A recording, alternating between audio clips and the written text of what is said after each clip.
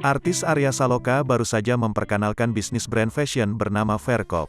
Namun, sebelum brand tersebut diluncurkan, Arya Saloka menemui produk plagiat yang mengatasnamakan brandnya. Menurut Arya Saloka, ada sisi positif dan sisi negatifnya terkait brandnya ditiru. Ada orang plagiat membuat produk serupa. Sebenarnya plus minuslah menanggapinya. Plusnya berarti ya direspons positif. Mereka pasti pikir kalau jual ini prospeknya lumayan, kata Arya Saloka kawasan Bogor, Jawa Barat, Selasa, tanggal 22 Februari tahun 2022. Sementara di sisi negatifnya, hal tersebut merugikan bisnis brandnya. Dikarenakan, Verkop sendiri baru launching pada tanggal 22 Februari tahun 2022, sedangkan barang plagiatnya sudah diperjualbelikan sejak beberapa hari yang lalu. Merugikan bagi kita karena launching saja belum, baru mau perkenalan produk tapi sudah bocor duluan, ujar Arya.